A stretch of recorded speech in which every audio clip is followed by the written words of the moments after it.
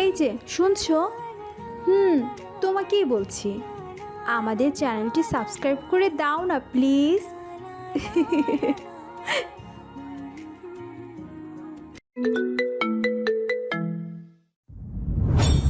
সেদিন শুনলাম দাদা নাকি অন্য মায়ের কাছে গেছিল। এমন কথা শুনে আপনার একমাত্র পোলাটারে পুকুরের মধ্যে চুবাইছেন। হায়াত ছিল বলে সেদিন নাকি খালুজান বাঁচছে। তারপর থেকে আজ পর্যন্ত সবার সামনে খালুরে নিচু দেখানোর জন্য কামু কামু কইরা ডাহেন। আপনি যদি নিজের ছেলের সাথে এত কঠিন ব্যবহার করেন, তাহলে তিতির ভাবি তো সাবিনার গালে কয়েকবার মাত্র চর মারছে। আমি হলে তো পুরো পুঁতটা ফেলতাম। কোনো মেয়ে মানুষ আছে তারে দেখান আমারে এমন সৎ নিষ্ঠাবান স্বামীর বিরুদ্ধে এমন কথা শুনে চুপ থেকছে? আপনার সাবিনা যখন ফান্দে পড়ছে তখন ভাইজানের উপকারের কথা মনে পড়ছে। যার ভালো তাই বোঝে। আপনার ওই খামোখা মার্কা প্যাচাল শুনলেও আমার বমি আসে। বলে কুসুম উঠে চলে যেতেই বাতাসি কঠোর ভাষায় বলল, কদিন আগে তুই রটাইছস আই মরছি, কই আয় তাই লয়। কুসুম পিছন ফিরে মুখে হাসির রেখা টেনে বলল, এতদিন ধরতে পারছেন? সেই দিন আমারে থাপ্পড় মায়েরা খালাম্মার সামনে অপমান করছেন, তার শাস্তির একটা নমুনা ওইটা। কারা আজ তোর বাড়ি থেকে বাইর করুম। তোর মতো বঞ্চত মাইয়ার আর দরকার নাই, আর পুত খালি আসুক। মুখ সামলে কথা কইবেন। কইয়া দিলাম দাদি, এক পা কবরে গেছে তাও ভাষা ঠিক হইল না। আমারে বাসা থেকে বের করে দেখান। অতিথি সম্পর্কে এত কিছু বললেন, সেটা যদি একবার ভাইজানের কানে দেই তাহলে আপনার উপর কি টান হইব বুঝতে পারছেন? এমনি মাহাত ভাইজানের খ্যাপা বাঘ হয়ে আছে। আপনার এই কথাগুলো ওনাকে বলি তাইলে আপনার পুতো আপনারে আর বাঁচাইতে পারবো না, বুঝলেন? তাই চুপচাপ থার আমার জন্যই ভালো। কথাগুলো বলে কুসুম চলে গেল আর বাতাসি রুমের ভেতর ফুঁসতে লাগলো। সে কখন থেকে তীর্থের কাকের মতন বসে আছে তিতির। মাহাদ আজ আসবে বলে। লাবিবা বেগম নিজেও পস্তাচ্ছেন এখন। কেন যে বলতে গেলেন আজ মাহাদ আসবে। এখন একে সামলানো দায়। তিতির ছলো ছলো চোখে লাবিবার দিকে চেয়ে আবার বলল, মাহাত আসবো তো মা, একটু পরেই চলে আসবে। বলে চোখ মুছলেন লাবিবা। অনেকক্ষণ থেকে খাওয়ানোর চেষ্টা করছেন, কিন্তু কিছুই খাওয়ানো যায়নি তিতিরকে। এই কদিনে একটা কথাও বলেনি। আজ শুধু মাহাদের নাম উচ্চারণ করলো তিতির। মাহাদ যখন হসপিটালে পৌঁছে তিতিরের কেবিনের দরজার কাছে এসে দাঁড়ালো, তখন তিতিরের মাহাদকে দেখে দুহাত বাড়িয়ে দিল ছোট বাচ্চাদের মতো। মাহাদ ভেতরে গিয়ে তিতিরের একদম কাছে গিয়ে বসে সালাম দিল। তিতির সালাম নিল কি না নিল না সেটা বোঝা গেল না, কিন্তু কাউকে পরোয়া না করে মাহাতকে বুকের সাথে শক্ত করে জড়িয়ে ধরে রইল। মাহাত কোনো কথা বলতে পারছে না, চোখ দিয়ে পানি গড়িয়ে পড়ছে। তিতির ওর মুখটা সরিয়ে মাহাদের ঘাড়ে আলতো ছোঁয়া দিতেই লাবিবা বেগম রুম থেকে বের হয়ে গেলেন। মা চলে যেতেই মাহাদ তিতির উন্মাদের মতন কিস করতে লাগলো। এতক্ষণ মনে হয় ওর দম বন্ধ হয়েছিল। তুমি আমার শুধু স্ত্রী নও, বরং তুমি আমার জীবন, বলে বুকের সাথে শক্ত করে জড়িয়ে ধরে তিতিরকে। তিতিরের মুখ থেকে শুধু অতিথির নাম উচ্চারণ হলো, তারপর সব কিছু স্তব্ধ হয়ে গেল। মাইল্ড অ্যাটাক যাকে বলে। বউ, এই বউ। মাহাদ তিতিরকে ঝাঁকাতেই তিতির বিছানায় ঠাস করে পড়ে গেল। আল্লাহ, আর পরীক্ষা নিও না, বলে মাহাদ তিতিরকে প্রাথমিক কিছু চিকিৎসা করতে লাগলো। এমন সময় নার্স দৌড়ে এসে বলল, স্যার সরেন সরেন, আমি দেখছি, আপনি বাইরে যান। আর আপনি এভাবে পেশেন্টের সাথে কি করছেন? ছাড়ুন তাকে। তিতিরকে ছাড়ার কথা শুনে মাহাদ রেগে জোরে একটা ধমক দিয়ে বলল, আপনি আমাকে ট্রিটমেন্ট শেখাতে আসছেন? পেশেন্টের অভিভাবকদের সাথেই ব্যবহার? আপনার বিষয়ে কমপ্লেন দিতে হবে? যান, এখনও ডক্টরকে ডাকুন। আর আপনাকে যেন দ্বিতীয়বার আমার চোখের সামনে না দেখে। নার্সটা মাহাদের রাগ ছটা রাগ দেখে বেশ ভয় পেয়ে গেল। স্যার আপনি কিন্তু ভুল বুঝছেন। বলতেই মাহাদ চোখ গরম করে এমনভাবে তাকালো যা দেখে নার্সের গলা শুকিয়ে গেল। নার্স আর কিছু না বলে দ্রুত রুম থেকে বের হয়ে গেল। তিতিরের অবস্থার অবনতি দেখে কামরান সাহেব সহ বাসার অনেকে হসপিটালে এলো। আজ আর তিতিরকে বাসায় নিয়ে যাওয়া হলো না। কাল যদি ভালো রিপোর্ট আসে তাহলে নিয়ে যেতে পারবে। মাহাদ সবাইকে বাসায় চলে যেতে বলল। তারপর বাসায় ফোন দিয়ে সাদের সাথে বেশ কিছুক্ষণ কথা বলল। তারপর কলটা কেটে দিয়ে তিতিরের পাশে চুপ করে বসে রইল। তিতির ঘুমাচ্ছে আর মাহাদ ওর দিকে অপলকভাবে চেয়ে রয়েছে। বাবার সাথে কথা বলে আসরের সালাত আদায় করে স্কুল ব্যাগ নিয়ে রুম থেকে বের হয়ে গেল সাদ। নিচে এসে দেখলো বাসায় তেমন কেউ নেই। বাবা যেগুলো ড্রয়িং করতে দিয়েছিল সব করা শেষ। রান্নাঘরে গিয়ে দেখলো কুসুম আর নান্নুর মা কাজ করছে, ছাদে নিধি আর ফিহা খেলাধুলো করছে, রাতিশা ওর রুমে স্টাডি করছে। আল্লাহ যেন ওকে বারবার সুযোগ করে দেয় বোনের কাছে যেতে। বাসা থেকে বের হয়ে বাগানের কাছে এসে দাঁড়ালো সাদ। একটু দূরেই সেই বকুলতলা, বোন ওখানেই ঘুমিয়ে আছে। এদিক ওদিক চেয়ে একদম অতিথির কবরের সামনে গিয়ে বসে পড়ল স্কুল ব্যাগ নিয়ে। অথি, বাবা তো আজ অনেক কাঁদলো, তবুও তোমার ঘুম ভাঙলো না। জানো অথি, মায়ের বড্ড শরীর খারাপ। বাবা বললো তুমি নাকি আল্লাহর কাছে গেছো। আল্লাহকে একটু বলো না, মাকে যেন ভালো করে দেয়। কতদিন মাকে কাছে পাই না, বাসায় কত মানুষ, কিন্তু আমার খোঁজ কেউ রাখে না। তুমি চলে যাওয়ার পর থেকে একদিনও পেট ভরে খাবার খেতে পাইনি। কেউ জানেই না আমি কি খেতে চাই। আজ বাবা আমাকে পেট ভরে খাওয়াইছে, কিন্তু বাবাও চলে গেল আমাকে ফেলে। আজও মা আসবে না। তুমি জানো আমার সাথে কেউ খেলে না। বড় বাবা সেদিন আমায় কোলে নিয়েছিল বলে বড় মা খুব বকেছে থাকে, কারণ আমি সেদিন তোমাকে কোলে নিয়েছিলাম বলে, আর আমি তার কাছে যাইনি। আচ্ছা, তোমাকে কোলে নিয়েছি বলে আমি অপবিত্র হয়ে গেছি। বাতাসি মা তো আমাদের মাকে সবসময় বকা দেয়, আমার খুব কষ্ট হয়। এখন আমি দাদির কাছে থাকি, কিন্তু দাদির কোলে মা গন্ধ পাইনি। তুমি জানো সেদিন ফিয়া আপু আমায় খুব মেরেছে তার খাতা ধরেছি বলে। আমি কাকে বলবো বলো? মা আসলে মাকে নিয়ে আমাদের আগের বাসায় চলে যাবো, এখানে আর থাকবো না। কিন্তু তুমি তো এখানে আছো, তোমায় কিভাবে নিয়ে যাব? কথাগুলো এক মনে বলে গেল সাদ। ওর চোখ দিয়ে পানি ঝরে পড়ছে। দু হাতের পিঠ দিয়ে চোখ মুছে ব্যাগ থেকে খাতা বের করে আবার বলল, আজ আমার রেজাল্ট দিয়েছে, 5ম স্থান পেয়েছি। আরও ভালো হতো, বাংলা পরীক্ষাটা ঠিকমতো দিতে পারিনি। তুমি তো সেদিন আমাকে ছেড়ে আল্লাহর কাছে চলে গিয়েছিলে। আমি প্রতিদিন তোমার জন্য অপেক্ষা করি। বাবা ফিরেছে, কাল মাও ফিরবে, সবাই ঘরে ফিরে, শুধু তুমিই ফিরো না। সাদ ফুপিয়ে কাঁদছে। বাসার নতুন মালিটি সাদকে ওই অবস্থায় দেখে দৌড় এলো, আতঙ্কিত গলায় বলল, বাবা তুমি এখানে কি করছো?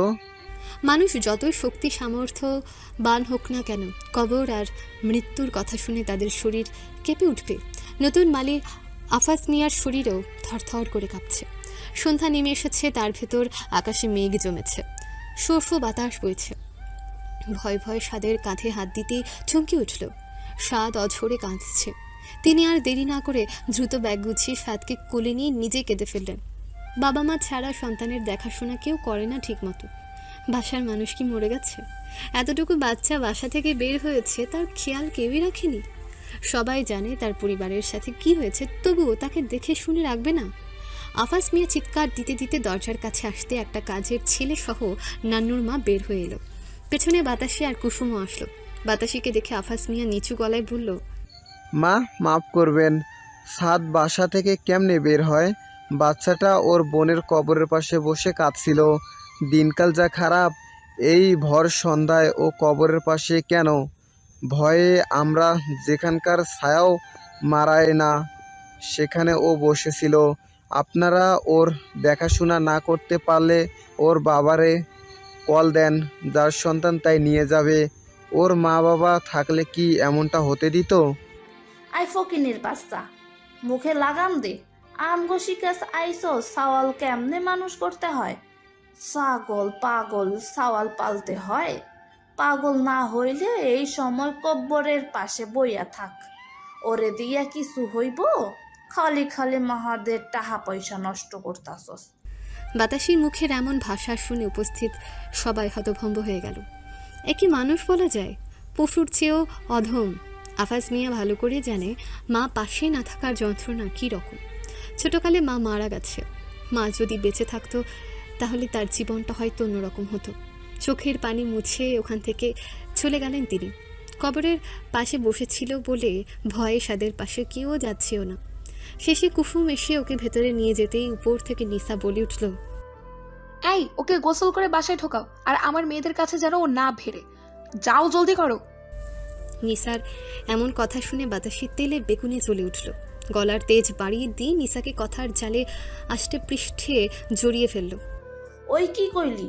আরেকবার ক। আর বংশের বাত্তি তোর এত বড় কথা কস? তোর সাহস তো কম লয়। স্বপ্নের বেডি কাল নাগিনি খারাস তোর ভাতার আসুক, তারপর কি কয় হেরাই দেহুমার কমু। নিসাও মুখ চালালো। আমি আপনাকে ভয় পাই নাকি? আপনি ওর কত কথা বললে তার বেলায়। এখানে সবাই শুনেছে আপনি কি কি বলেছেন। আই আর বংশের বাত্তি যাইছে কমু। তুই কনের কে হ্যাঁ? ফকিনের বাচ্চা, জমিদারিনীর ভান ধরস? তোর সোপা ভাঙ্গুম, কত বড় সাহস তোর! আর বংশের একলত্তি বাতি এইরকম কথা কয়? আয় বাতাসি মরি নাই, খালি মুখ দিয়া আয়ের একবার কথা বের কইরা পরে দেখুম আই বাতাসি কি করতাম। চুলের মোটে ধইরা সিরা তোর নিচে নামাইতাম। খালি তোর মাইয়া জন্মই ঠিক দিছস, মরদ জন্মা দেখান দিহি। যেমন মা তেমনিই মাইয়া, একটা মাইয়ারও মানুষ করতে পারে নাই, সব কয়টা বিছাতু। মন চায় এখনই বাড়ির থাইকা বাইর কইরা দিই। কুসুম বাতাসের ব্যবহারে খুব খুশি, তাই বাতাসের কানের কাছে গিয়ে বলল, আপনার নাতি বউ তো একটা খসেটি বেগম, বেয়াদব মহিলা একটা। এই রকম মায়ের সন্তানের কেউ বিয়ে করলে সেই মহিলা যথেষ্ট মেয়ের সংসার ভাঙতে। বাতাসি বিবি কিছুক্ষণ চুপ থেকে আবার ফিসফিসিয়ে বলল, হরে কুসুম, ঘষেটি ডাক রে, বড় ডাহাত নাকি? ডাকাতের থেকেও খারাপ। আপনি শুধু তারে একবার ঘসেটি বলে দেখেন, তারপর জাদু দেখবেন। কুসুমের কথা বাতাসির খুব পছন্দ হলো, তাই সাথে সাথে জোর গলায় বৃদ্ধ কাজের লোক ফজলারে ডাকলো। এই ফাজলা কই আইসোস? আর সামনে আয়। ফজলা আধা দৌড়ে এসে বলল, ভাবি সাহেব কিছু কইবেন? কনে লাগে ডাকছি।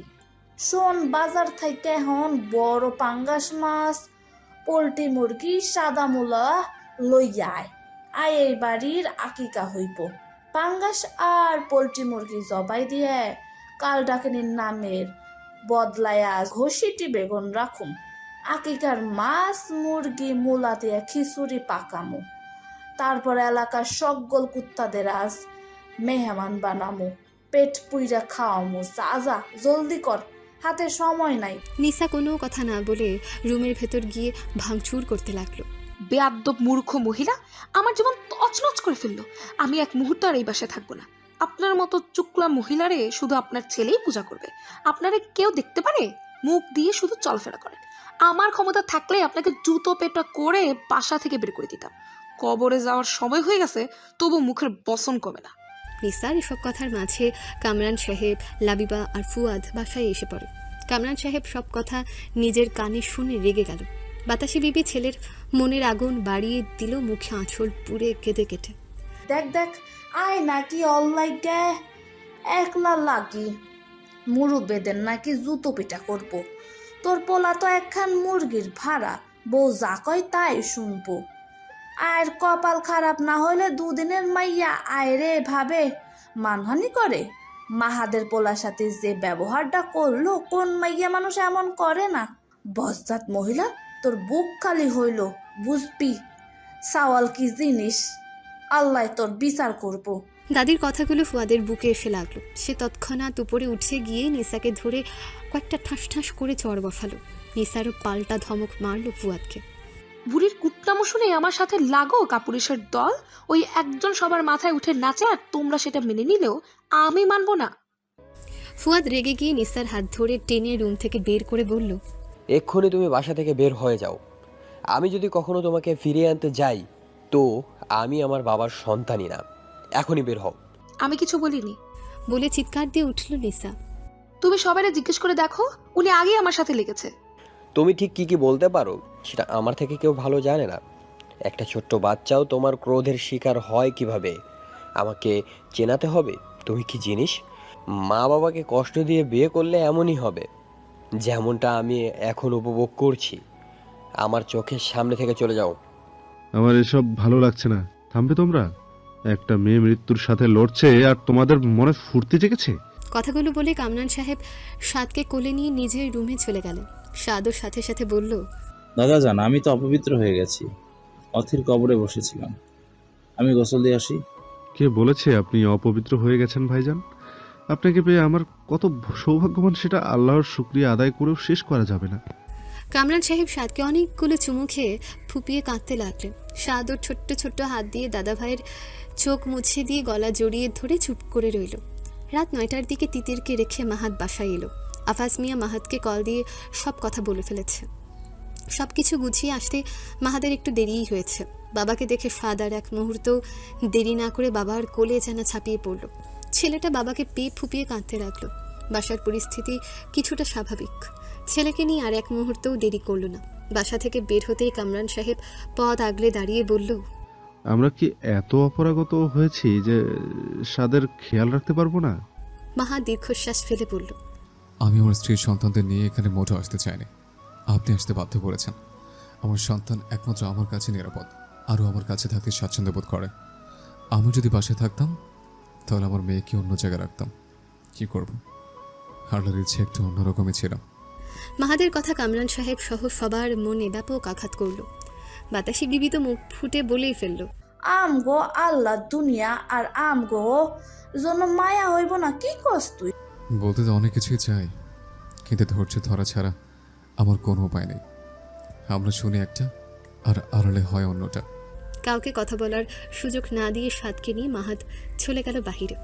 বাহিরে এসে খানিকক্ষণ দাঁড়ালো, তারপর ছেলের গায়ে মাথায় হাত বুলিয়ে আদুরে গলায় বলল, তুই অতিথির কাছে কেন গেছিলে বাবা? আমার এক্সামের রেজাল্ট দেখাইতে। সহজ সরল জবাব দিল সাদ। মাহাত অতিথির কবরের দিকে হাঁটা দিল। কবরের কাছে এসে ছেলেকে নামিয়ে দিয়ে বলল, অতিথিকে দেখতে এসেছিলে, কিন্তু খালিদ এসেছিলে কেন? ওকে থেকে উপহার দেওয়ার ছিল তোমার। কি দিতে হয় বাবা? মাহাদ ছেলেকে হাত তুলে ধরতে বলল, তারপর স্নেহের সাথে বলল, মন যা চায় তা আল্লাহকে বলতে পারো বাবা। মনে করো আল্লাহ তোমার সামনে আছেন, অতিথির জন্য দোয়া করো। ছেলেকে উপদেশ দিয়ে ও একটু ঝরে ঝরে বিভিন্ন দোয়া পড়ে কবর জিয়ারত করতে লাগলো। খানিক বাদে কামরান সাহেবও সামিল হলো তাদের সাথে। সব কাজ শেষ করে দাদাকে সালাম দিয়ে সাদ ওর বাবার সাথে চলে গেল মায়ের কাছে। রাস্তার মধ্যে যতটা পারলো ছেলেকে খুশি রাখার চেষ্টা করলো। তারপর দোকান থেকে অনেকগুলো চকলেট নিল এবং রাতের খাবার খায় হসপিটালে নিয়ে গেল।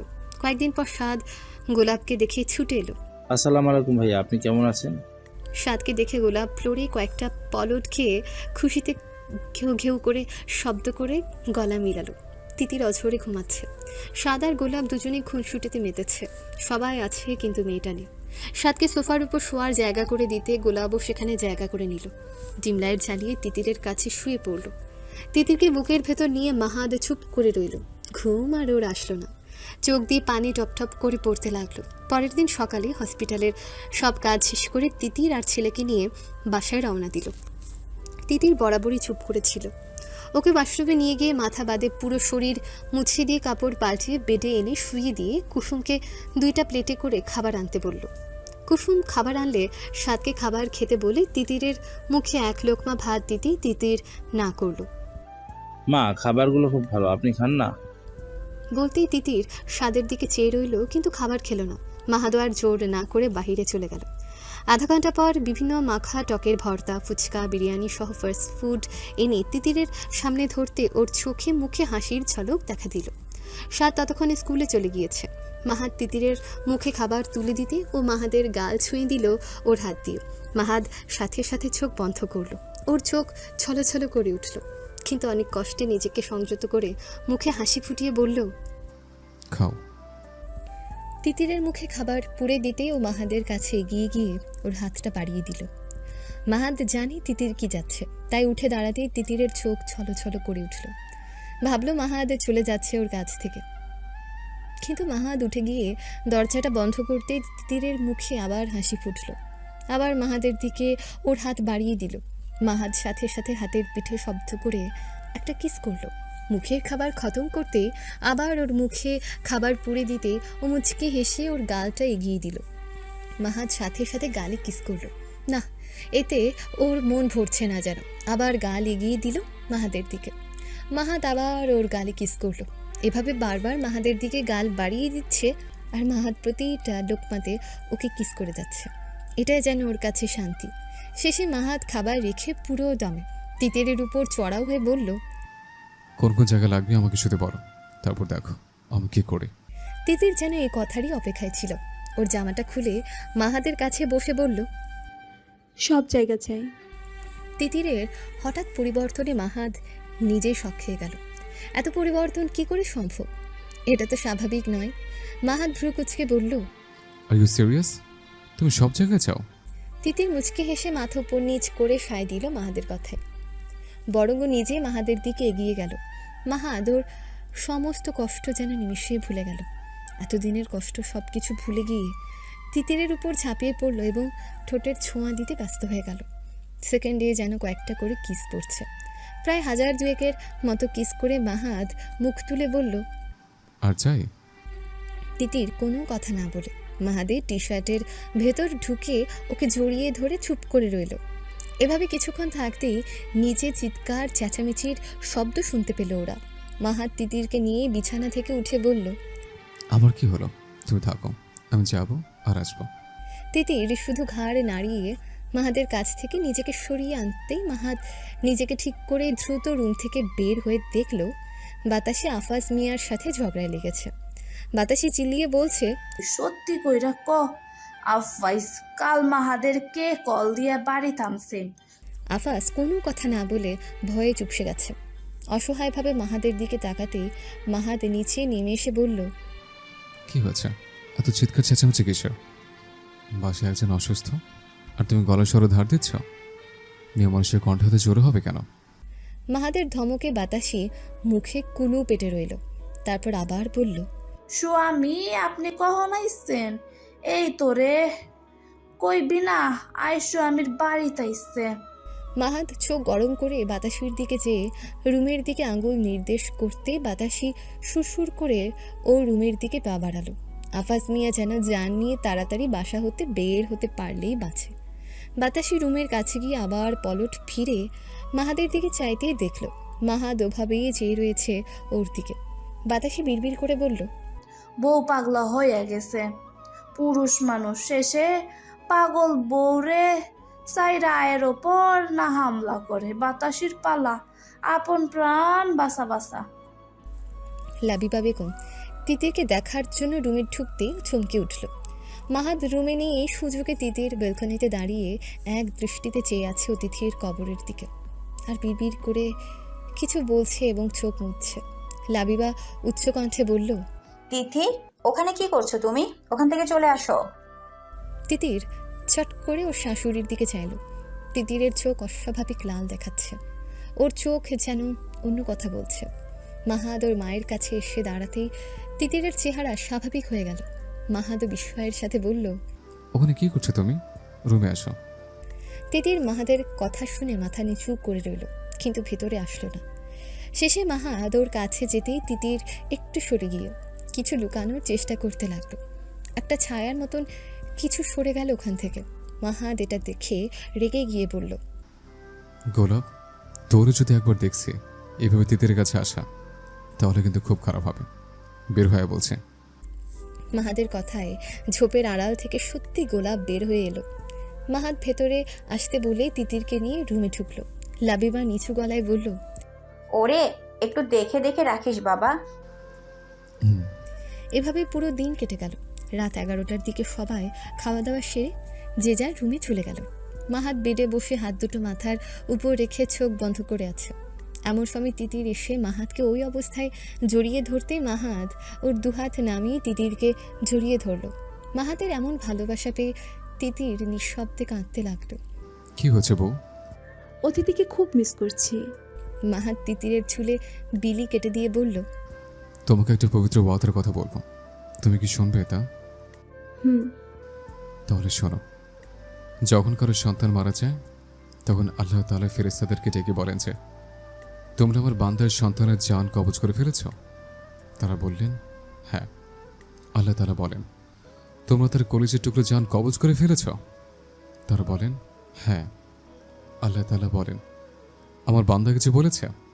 তারা বলেন, আপনার বান্দাই বিপদে ধৈর্য ধারণ করে আপনার প্রশংসা করেছে এবং ইন্না লিল্লাহি ওয়া ইন্না ইলাইহি রাজিউন পড়েছে। তখন আল্লাহ তাআলা আরও বলেন, তোমরা আমার এই বান্দার জন্য জান্নাতে একটি গৃহ নির্মাণ করো এবং তার নামকরণ করো বাইতুল হামদ, অর্থাৎ প্রশংসার গৃহ। সুবহানাল্লাহ। তাছাড়া তুমি জানো আমরা নামাজ পড়ি এবং কত আমল করি, তা প্রভু কবুল করেননি করে না সেটা আমরা জানি না। কিন্তু আমাদের অতিথি কাল কিয়ামতের মাঠে যখন আমরা স্বামী স্ত্রী একে অপরকে চিনতেও পারবো না, তখন আমাদের এই মেয়ে ঠিকই আমাদের হাত ধরবে যতক্ষণ না আমাদের নাজাতের মাধ্যমে বেহেশতে প্রবেশ করানো হয়, সে আমাদের জাহান্নামের প্রতিবন্ধক হয়ে দাঁড়াবে। আমাদের ছাড়া সে কিছুতেই বেহেশতে যাবে না। তাহলে দেখো আল্লাহ আমাদের কত বড় সৌভাগ্য দান করেছেন। সুবহান আল্লাহ। তিতির একটু উঠে মাহাদের দিকে চেয়ে ফুপিয়ে আবার কাঁদতে লাগলো। মন মানছে না যে মাহাত। মাহাত তিতিরের কপালে আদরের পরশ বুলিয়ে বলল, হুজুর সাল্লাল্লাহু আলাইহি সাল্লাম বলেছেন, তোমরা তোমাদের মধ্যে কাকে নিঃসন্তান বলে গণ্য করো?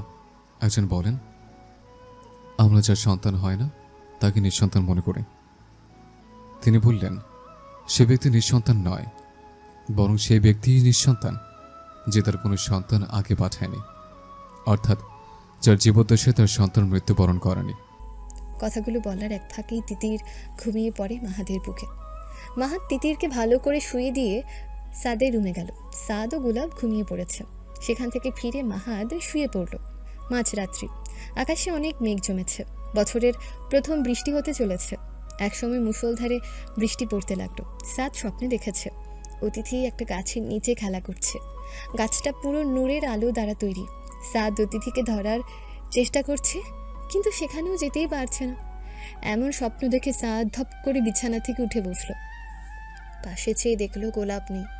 সাদ ভয় পেয়ে গোলাপ ভাইয়া বলে ডাকতে লাগলো। শেষে দৌড়ে রুম থেকে বের হয়ে বাবার রুমের কাছে এসে দেখলো দরজা খোলা। রুমে ঢুকে দৌড়ে বাবার কাছে গিয়ে ওর বাবাকে ডাকতে লাগলো। বাবা, বাবা দেখেন, মা আর গোলাপ ভাইয়া নেই। বলে হাউমাউ করে কাঁদতে লাগলো। ছেলের ঝাঁকুনিতে মাহাত ধরফর করে উঠে বসলো। ক্লান্ত শরীর নিয়ে বলল, বাবা তুমি এখানে? কি হয়েছে? বাবা, গোলাপ ভাইয়া আর মা নেই, কোথায় যেন চলে গেছে। কি?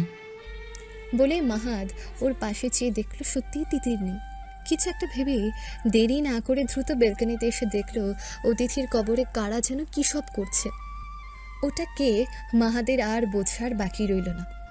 আল্লাহ রক্ষা করো তাকে, বলে ছেলেকে ফেলে মাহাত পাগলের মতো ছুটে গেল বাইরে। তারপর অতিথির কবরের কাছে এসে দেখলো গোলাপ আর তিতির বাঁশের বেড়া খুলে দুজনেই মাটি খুঁড়ছে। তিতির কাঁদছে আর বলছে, আমার মেয়ে ভিজে গেল মা, আমি তো আছি। আমি থাকতে তোমার ভয় কি? তোমার কষ্ট হচ্ছে মা? এই তো হয়ে গেছে। মাহাত দ্রুত তিতিরকে ওখান থেকে টেনে আনতে গোলাপ কবরের উপর শুয়ে কান্নার রবে ডাকতে লাগলো। সাদ তার দাদার রুমের দরজায় জোরে জোরে ধাক্কা দিতে লাগলো। দরজা ধাক্কানোর শব্দে লাবিবা বেগমের ঘুম ভেঙে গেল।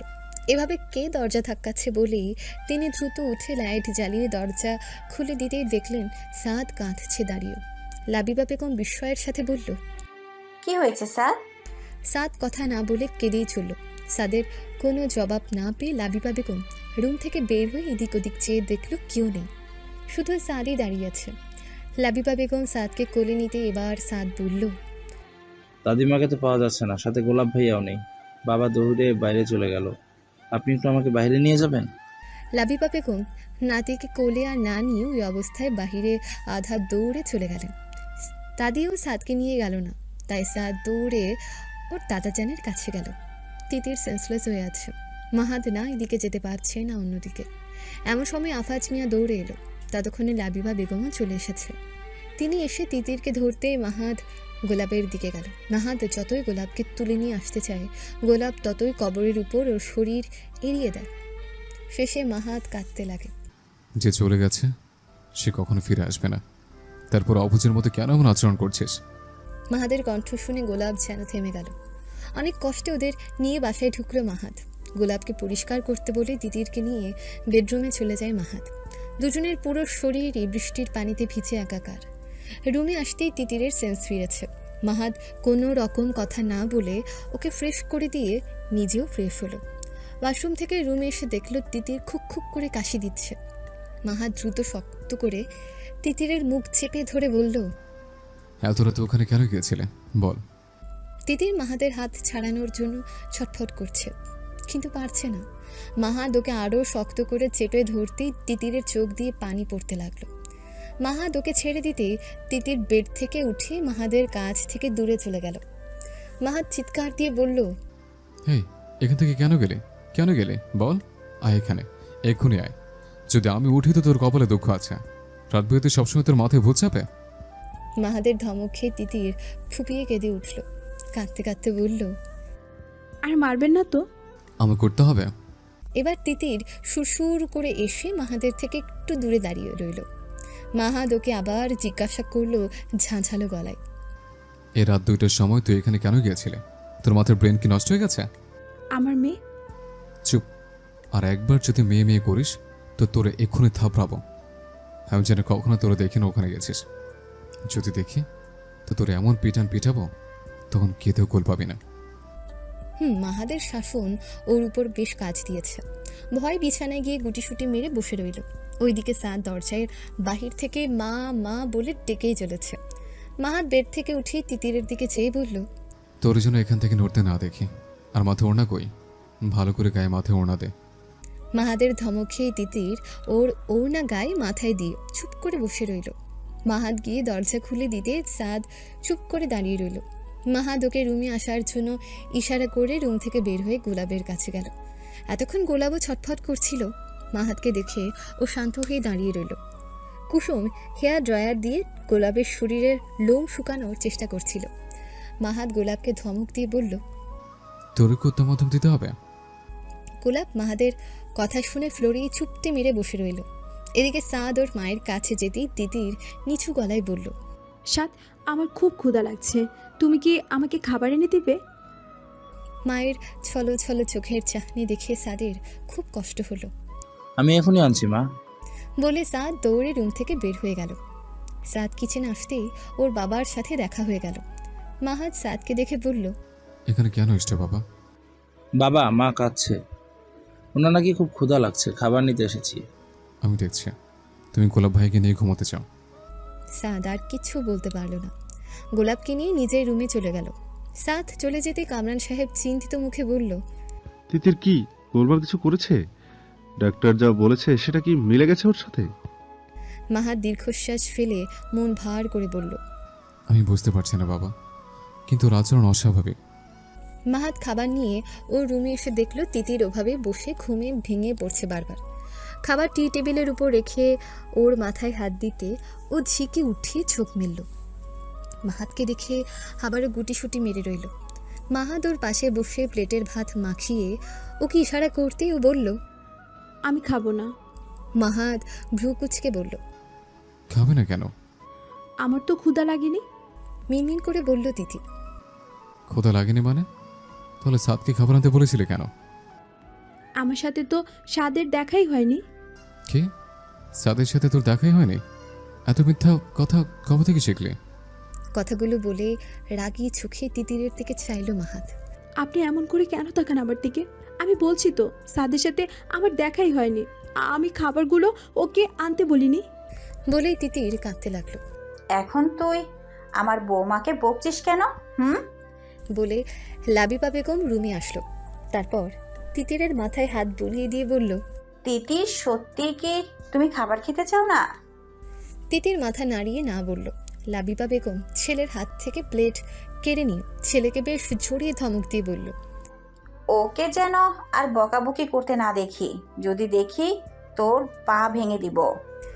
মাহাতকে বকতে তিতির যেন খুশি হলো একটু, কিন্তু লাবিবা বেগম চলে যেতেই তার আঁচল খামছে ধরল। লাবিবা বেগম সাথে সাথে পেছন ফিরে বলল, কিছু বলবে? আপনি আমাদের সাথে ঘুমান না। আপনি না থাকলে উনি শুধু আমার গায়ে হাত দেয়।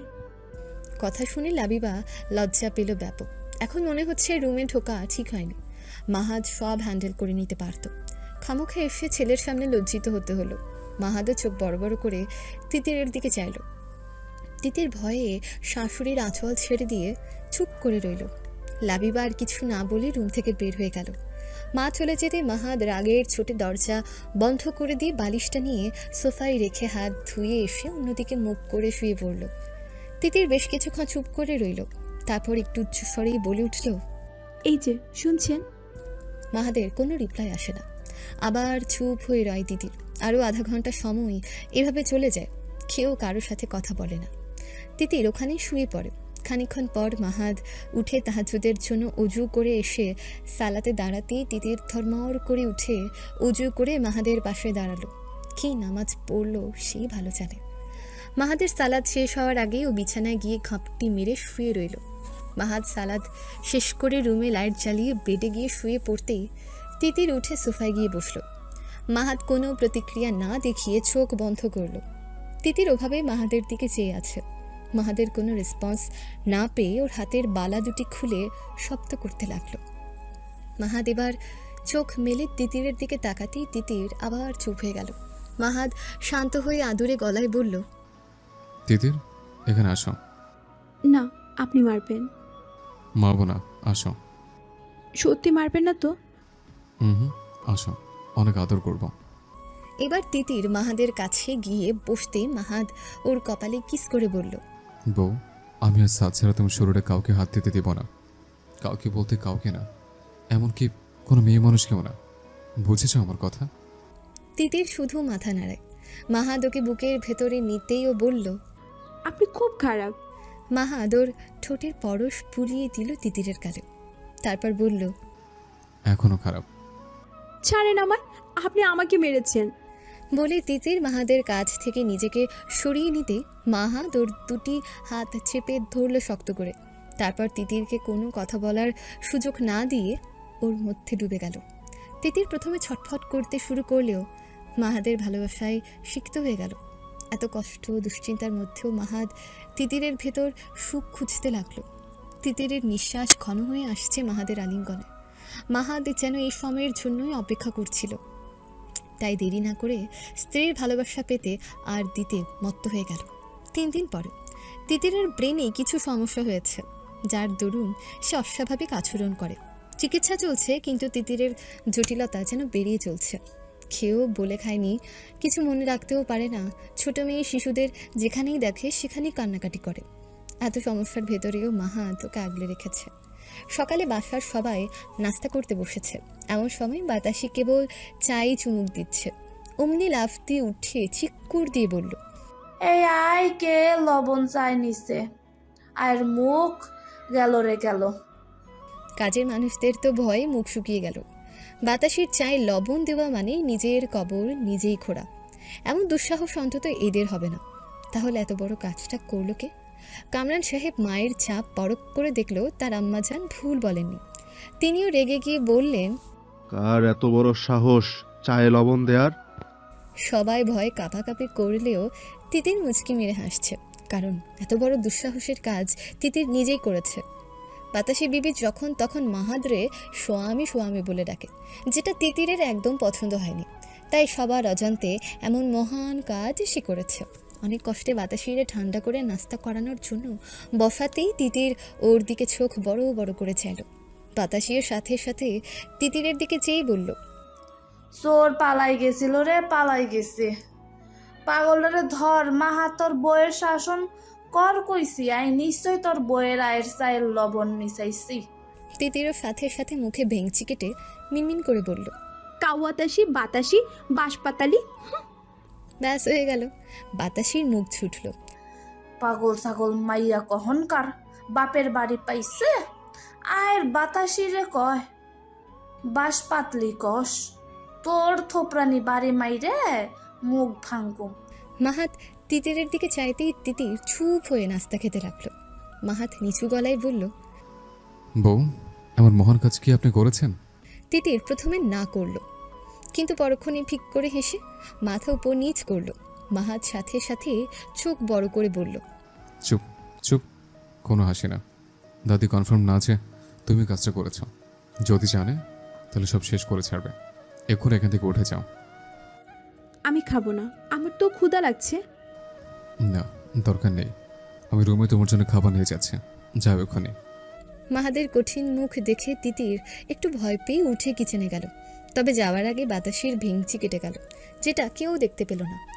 এই মাহাত, দেখ দেখ, তোর বউ আয়ের মুখ ব্যাঙ্গানি দিয়ে গেল। এই বিচার না করলে আই মুখে ভাতই তুলুম না। আম্মা, আপনি তিতিরকে আগে থেকেই দেখতে পারেন না, আর এখন তো অসুস্থ। ওর এভাবে না বকলেও কি নয়? লাবিবার কথা শুনে বাতাসি যেন ছুটে গেল। তুই আয়ের বেটার বউ না অন্য বাড়ির বউ? হ্যাঁ, আজ বাপের বাড়ি চইলা যাবা, আয়ের পুতের আজ আর একখান বিয়া দিমু, তখন তুমি ঠিকই হইবা। তোমরা থাইকা স্যাডো মাইয়ার লগে বিয়া দিমু। তোমার ঘরে আইনে আয় ভুল করছি। যাও, তুমি আয়ের চোখের সামনে থেকে যাও। বাতাসের কথা শুনে মাহাদ উঠে গেল কিছু না বলে। যেহেতু বউ দোষ করেছে তাই এমন কথায় মাহাদ আর বাতাসিকে কিছু না বলে চলে গেল। নিসাও মুখ বাঁকিয়ে বলল, তিতির যদি লবণ দিয়েও থাকে তাহলে বেশ করেছে, আমি হলে 20 দিতাম, 20। হারামজাদি, তোর পিছনে যেই দিন পাগলটা লাগবো তখন বুঝবি কত ধানে কত চাল। অহন আয়ের কষ্ট দেখে মুখ বাঁকাস, তোর দাঁত পইরে গিয়ে জলদি ফোকলা হবি। সেই দিন জুম্মাতের জাকাত দিমু 10 টাকার।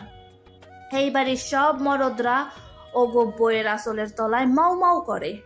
সব মাইয়া এই মরদ গো তাবিজ করছে।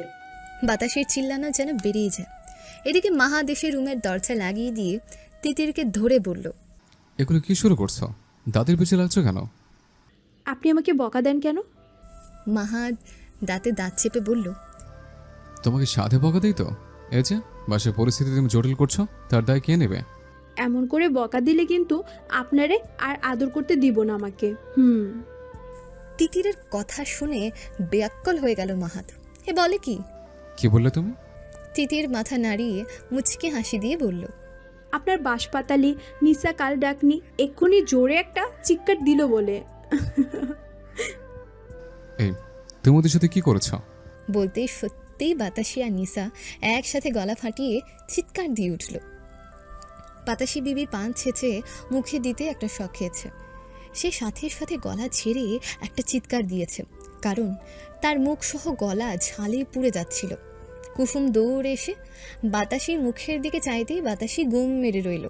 বুড়ির মতিগতি ভালো ঠেকছে না, তাই কুসুম কেবল আগ বাড়িয়ে বলল, দাদি কি হয়েছে আপনার? পানি খাবেন?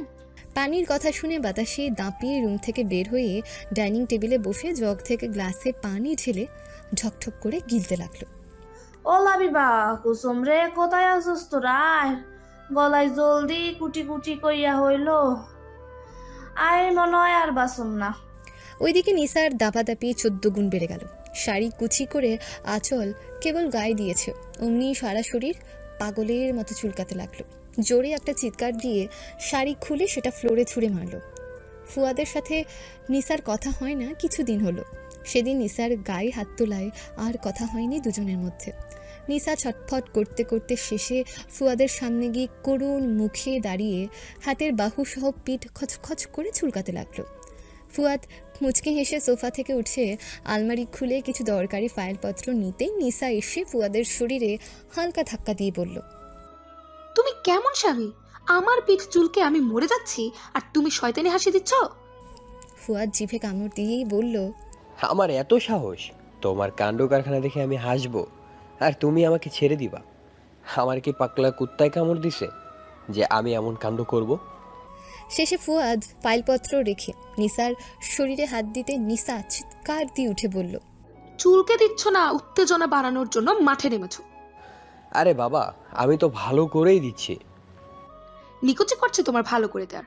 ফুয়াদ, ভালো করে শুনে নাও, এই কাজে যদি তিতির জড়িত থাকে তাহলে ওর কি হাল করবো সেটাও কল্পনাও করতে পারবে না। ওর মিথ্যা পাগল সাজা বের করে দেবো, বুঝেছো? কথাগুলো বলেই নিসা ওয়াশরুমে গিয়ে শাওয়ার ছেড়ে দিয়ে দাঁড়িয়ে রইল। নিসার কথা শুনে ফুয়াদ খানিকটা ভয় পেল। এই মেয়ে যা, এরে কোনো বিশ্বাস নেই বলেই ফুয়াদ মাহাদের রুমে দ্রুত রওনা দিল। মাহাদ তিতিরকে টেনে বেলকানিতে নিয়ে গেল, তারপর শাসিয়ে বলল, দাদি আর নিসার সাথে তুমি কি করেছ? তুমি নিসাকে চেনো? ওকে খেপে তুলে ঠিক তোমার কি কি করতে পারে? কেন ওর সাথে লেগেছ? তিতির ঠোঁট উল্টিয়ে মাথা নিচু করে বলল, আমাকে বকছেন কেন?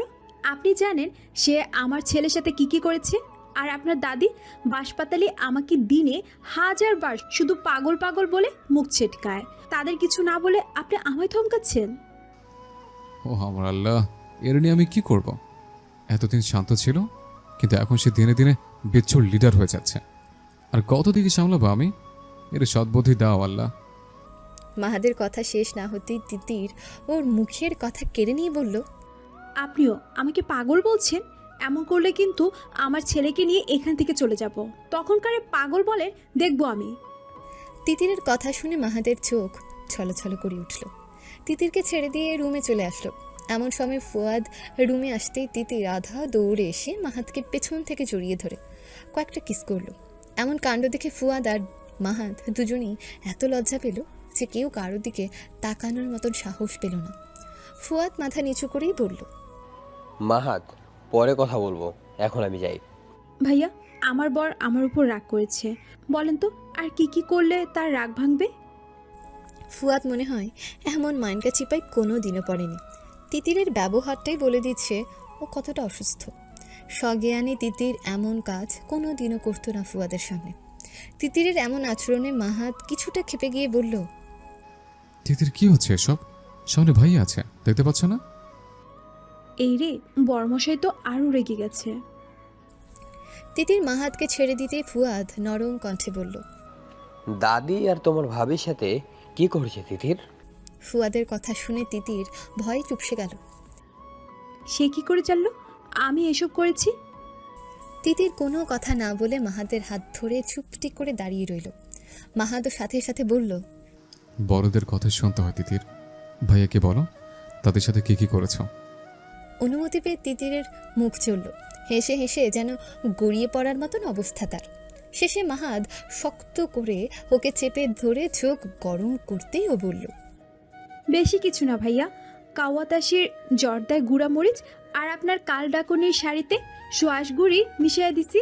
একেবারে জায়গা মতো মাইর দিছি, না কাউকে বলতে পারবে না কাউকে দেখাতে পারবে। বলে দুই ভাই একে অপরের দিকে চোখ বড় বড় করে চেয়ে রইল কিছুক্ষণ। এদের মুখ থেকে যেন কথাই বের হতে যাচ্ছে না। তিতির রেগে গেলে কতটা ভয়ঙ্কর হতে পারে তার একটু নমুনা দেখিয়েছে তাদেরকে। মাহাত তিতিরকে ধমক দিতেই তিতির ছলো ছলো চোখে তাদের জানিয়ে দিল নিসা সাদের সাথে খুব খারাপ ব্যবহার করেছে। আর বাতাসির কথা তো বাদই দিল, বরং তার নামে অনেক অভিযোগ দিল। ফুয়াদ ঢোক চিপে তিতিরকে বলল, তিথির যা করছে আর এমন কাজ কখনো করো না। তুমি কত ভালো মেয়ে বলো তো, তোমাকে এসব ব্যবহারে একদম মানায় না। নিশার কাছ থেকে একটু দূরে দূরেই থেকো। তাছাড়া তোমার শরীর ভালো নেই, আমার কথা বুঝতে পেরেছো?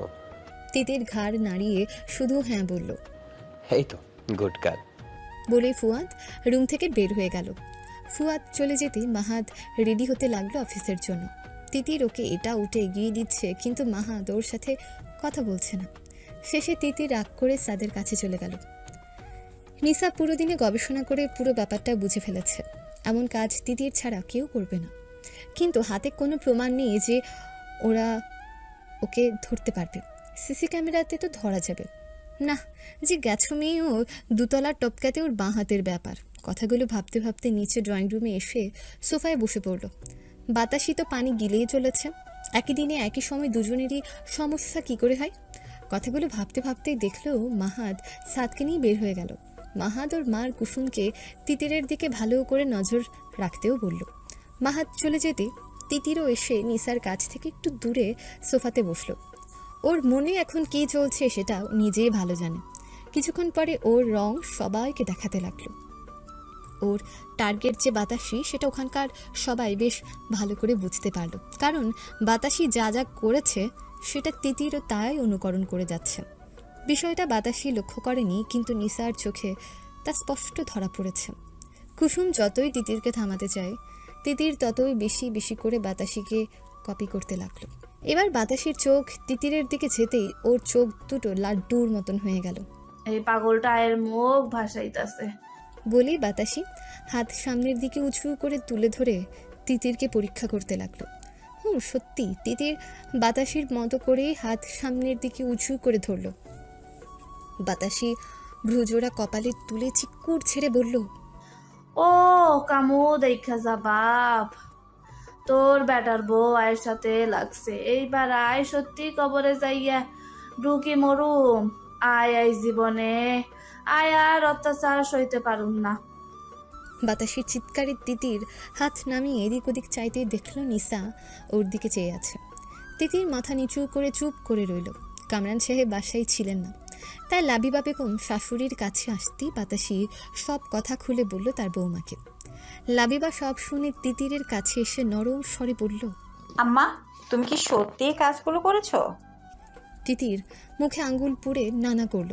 নিসা এসব দেখে ফোঁস করে উঠে বলল, মা, ও একদম মিথ্যা বলছে। আমি নিজে দেখেছি ও দাদিকে কপি করছে, দাদিকে অপমান করছে। দেখেন কত বড় বেয়াদব মেয়ে যে গুরুজনকে অসম্মান করছে।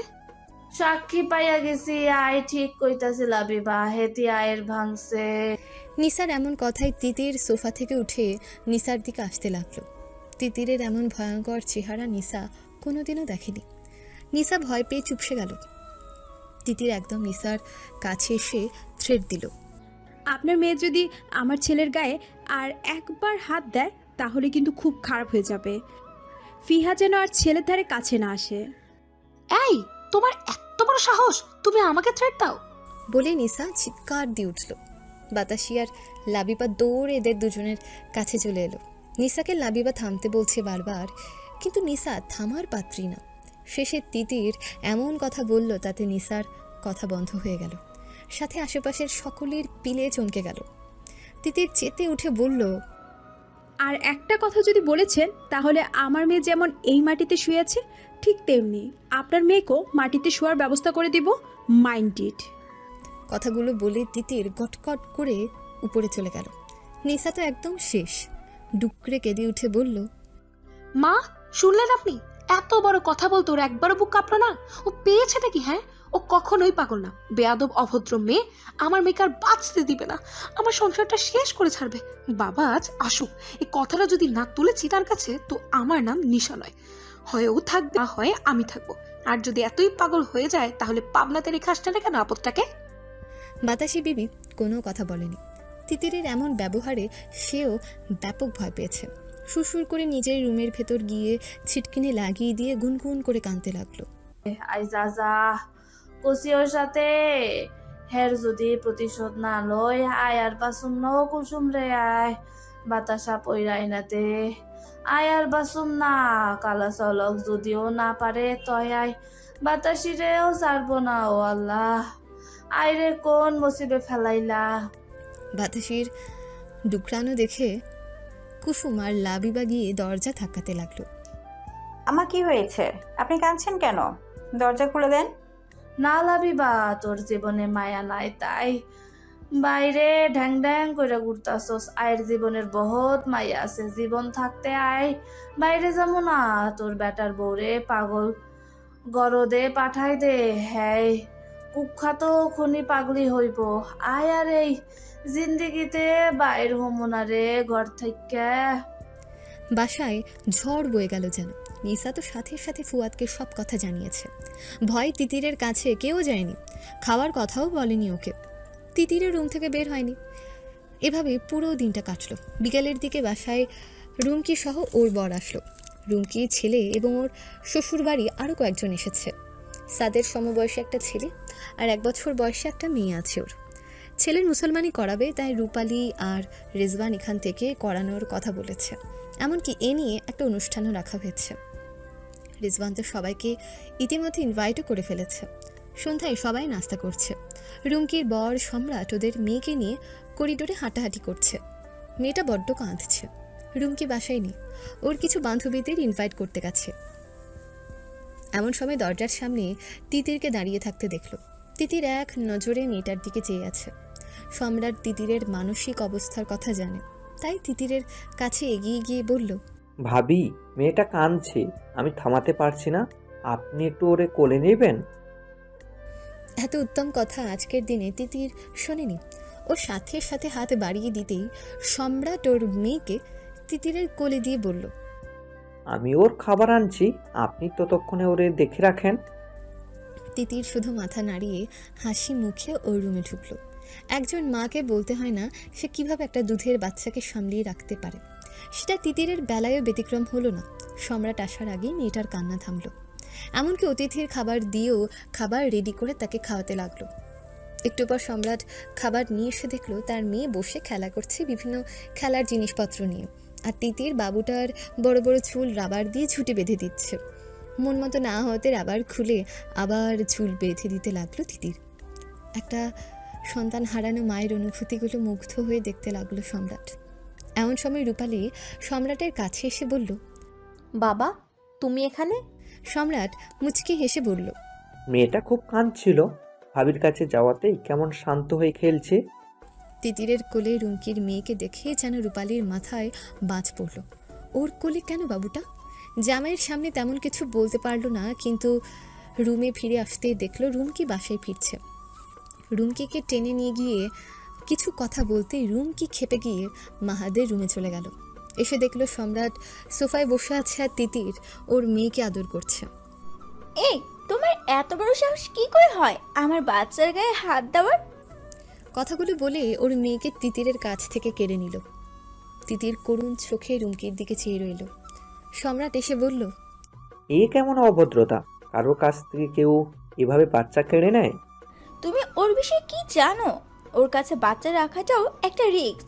আর তুমি এই রুমে কি করছো? এই পাগল ছাগলের কাছে কেন বসে আছো? তুমি জানো আজ ও ফিহাকে খুন করার হুমকি দিয়েছে, আর তার কাছে তুমি আমার মেয়েকে তুলে দাও। সম্রাটকে আর কোনো কথা বলার সুযোগ না দিয়ে রুমকি ওকে নিয়ে বের হয়ে গেল। রুমকি চলে যেতেই তিতির খেপে গিয়ে ওর হাতের কাছে যা জিনিসপত্র ছিল সব কিছু ফ্লোরে ফেলে দিয়ে ফিকরে কেঁদে উঠল। পশ্চিম আকাশে সূর্য ঢলে পড়েছে। আকাশ যেন লাল আভায় সাজতে আজ বড্ড ব্যস্ত। জানালার কাঁচ গলে তীক্ষ্ণ সূর্যের আলোক রশ্মি তিতিরের ডান গালে পড়ছে। স্ক্রিনের রংটা মনে হয় পাল্টে গিয়ে হলুদ বর্ণ ধারণ করেছে। তিতির ফুপিয়ে কাঁদছে। তার কাছ থেকে বাচ্চাটাকে কেন কেড়ে নেওয়া হলো? তাকে তো সে আর মারেনি, বা বাবুটাও কাঁদেনি ওর কোলে। তাহলে কেন এমন ব্যবহার? লাবিবা বেগম রুমে প্রবেশ করতে কাচের একটা টুকরো তার পায়ে সামান্য গেঁথে গেল। উনি আহ বলে নিচে বসে পড়লেন। তিতিরের সেদিকে খেয়াল নেই, বরং সে ঝাঁঝালো কণ্ঠে বলে উঠল, মা, আমি বাইরে যাব।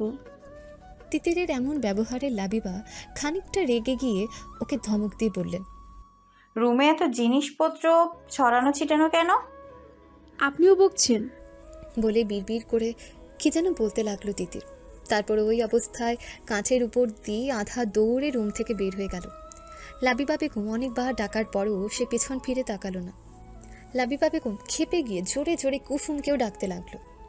তিতির এক দৌড়ে নিচে এসে দরজার সামনে যেতে মৌ তিতিরকে পেছন থেকে জড়িয়ে ধরে উত্তেজিত কণ্ঠে বলল, এই, তোর পায়ে কি হয়েছে? আরে এভাবে কই যাচ্ছিস? মৌকে জোরে একটা ধাক্কা দিয়ে তিতির রগচটা কণ্ঠে বলল, একদম আমাকে ধরতে আসবেন না, আমার মেয়ের কাছে যাব আমি। তিতিরের মুখ থেকে কথাটা বের হতে বাহিরে থাকা গার্ড সাথে সাথে বাহির থেকে দরজা বন্ধ করে দিল। এই বলে দরজায় গিয়ে ধাক্কাতে লাগলো তিতির। দুহাত দিয়ে দরজা থাবড়িয়ে কাঁদতে কাঁদতে বলল, দরজা খুলে বলছি, আমি আমার মেয়ের কাছে যাব। তোমরা সবাই এমন করো কেন আমার সাথে? আমার কষ্ট হয় না বুঝি? তিতিরের হৃদয় বিদারক কণ্ঠ শুনেও বাহির থেকে দরজা খুলে দেওয়া হলো না। শেষে তিতির ছড়ে ঝরে দরজায় লাথি দিয়ে চিৎকার করতে লাগলো, আমি যদি বাইরে একবার বের হতে পারি তাহলে তোমাদের কিন্তু খবর করে ছাড়বো। তিতিরের পাগলামি দেখে রুমকির স্বামী আর রেজওয়ান ড্রয়িং রুমে এলো। আবার সেই পাগলামি বলে রেজওয়ান মুচকি হেসে এমন দৃশ্য উপভোগ করতে লাগলো। সম্রাট রেজওয়ানের দিকে চেয়ে তার মুখে হাসি দেখে ভ্রু কুচকালো, কিন্তু মুখে কিছুই বলল না। মৌ বা কুসুম কেউ তিতিরকে আটকাতে পারছে না। শেষে নান্নুর মা এসে ধরতে সম্রাট আর চুপ করে থাকতে পারল না। রুমকি, বাবুকে ভাবির কোল থেকে ওভাবে কেড়ে না নিয়ে যদি ভালো কিছু কথা বলে নিত, তাহলে এমন ব্যবহার ভাবি কখনো করতো না। সম্রাট এগিয়ে গিয়ে কেবল তিতিরের হাত ধরেছে, অমনি তিতির হিতাহিত বোধটুকু ভুলে কষে একটা চড় মারল সম্রাটের গালে। এমন কাণ্ডে সবাই তিতিরকে ছেড়ে দিয়ে ভয়েই সরে দাঁড়ালো।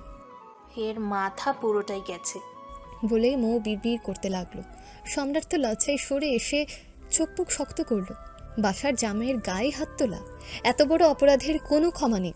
রেজওয়ান দাঁত কিরমিরি করে শার্টের হাতা ফোল্ড করতে করতে এগিয়ে আসতে মৌ রেজওয়ানকে ধরে বলল, দেখো, ওর মাথা ঠিক নেই।